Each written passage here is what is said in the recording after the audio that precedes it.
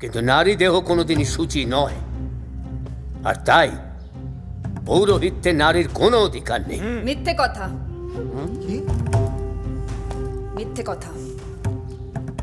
কোনো শাস্ত্রে লেখা নেই এমন। শাস্ত্র?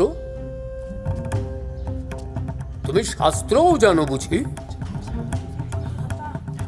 ভুল মন্ত্রে মেয়েটার আজ এই দশা। বাতাসিপুরে থেকে কোন রকম ভণ্ডামি তোমাকে করতে দেওয়া হবে না। প্রয়োজনে চুলের মুঠি ধরে গ্রাম ছাড়া। ঠাকুরমশাই তুমি চুপ করো। আমি শাস্ত্র পড়েছি ঠাকুরমশাই, আর পড়েছি বলেই আমি জানি শাস্ত্র শুধু পুরোহিত দর্পণ নয়।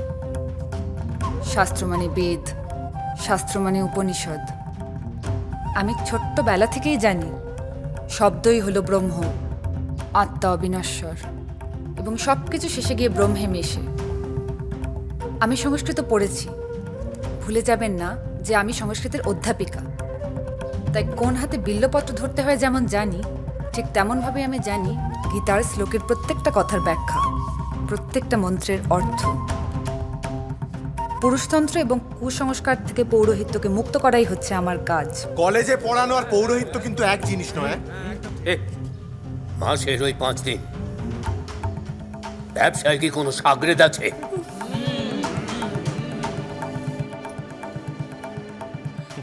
মানে নিত্য পুজো হয় কিভাবে ঠাকুর মশাই? আরে পুরো ব্যাপারটা যখন জ্ঞানের তালে একটা পরীক্ষা হয়ে যাক, কি সবরই আদৌ কিছু জানে কিনা সেটার প্রমাণ হয়ে যাবে।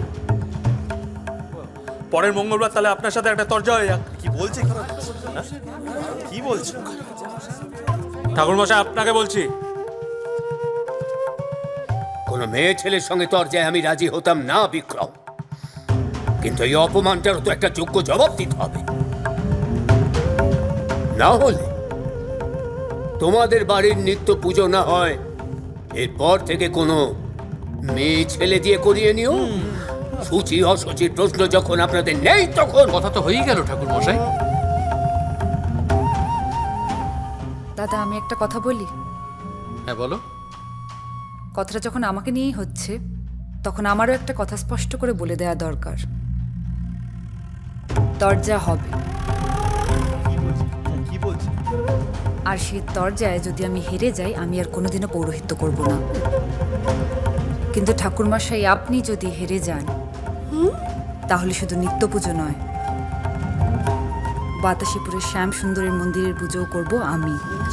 আরে কি বলছে? কি বলছে? মাথা খারাপ হয়ে গেছে।